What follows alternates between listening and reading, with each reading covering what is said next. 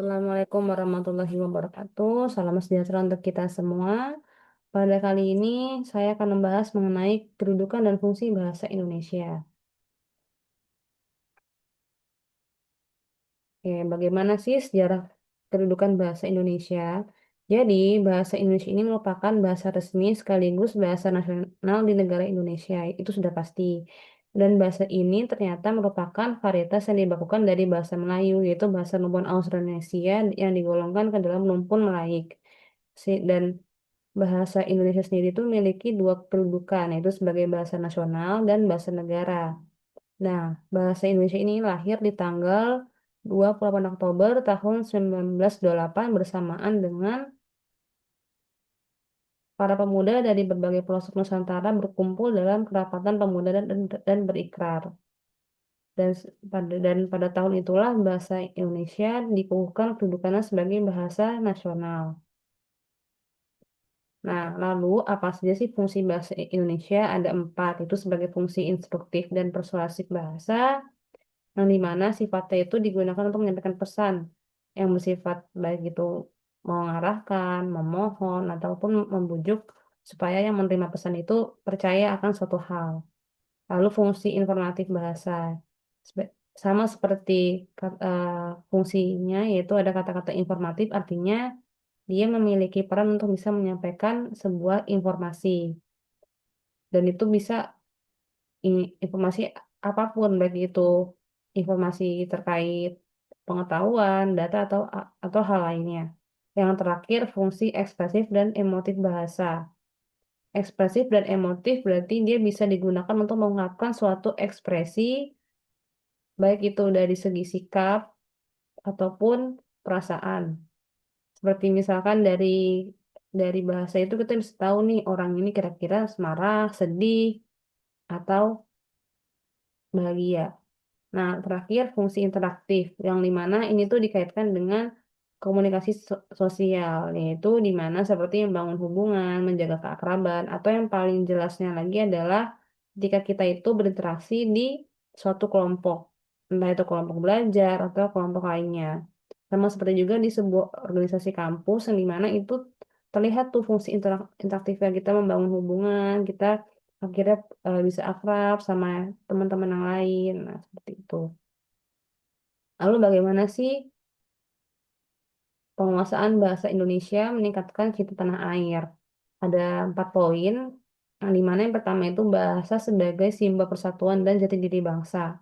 Hal ini tuh ditegaskan juga dalam Sumpah Pemuda bahwa bahasa Indonesia itu merupakan bahasa persatuan untuk negara Indonesia atau untuk warga negara Indonesia dan menjadi benang merah. Dan kedua, penguasaan bahasa memperkuat nasionalisme dan kebangsaan terhadap negara.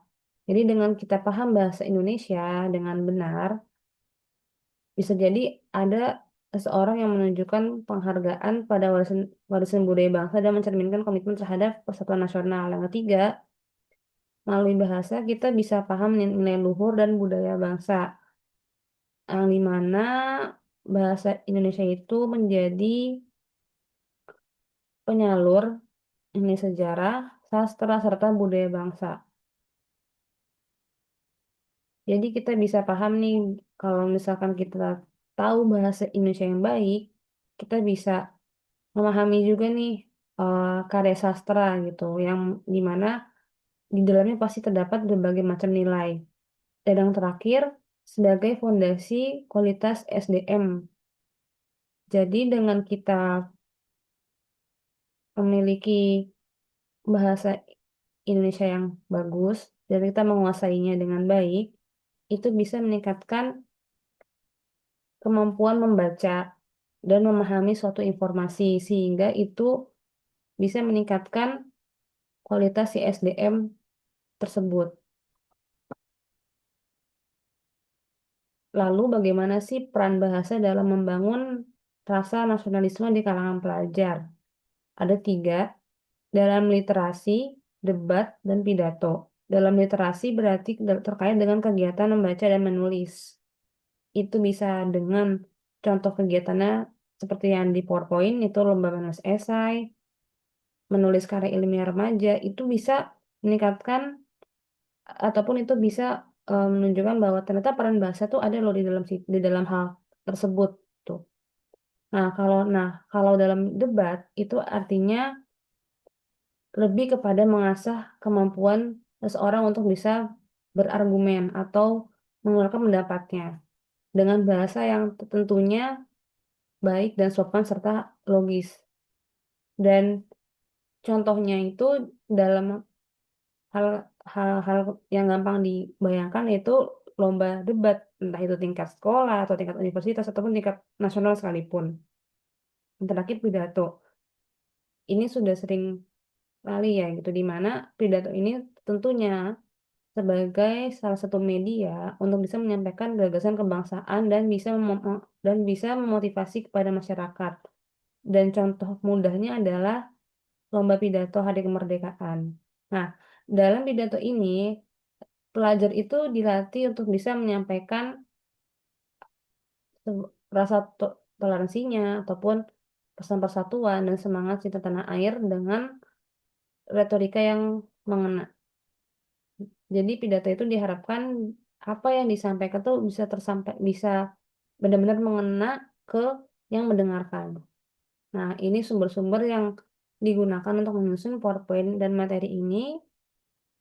Sekian dan terima kasih. Apabila ada kesalahan mohon dimaafkan. Wassalamualaikum warahmatullahi wabarakatuh.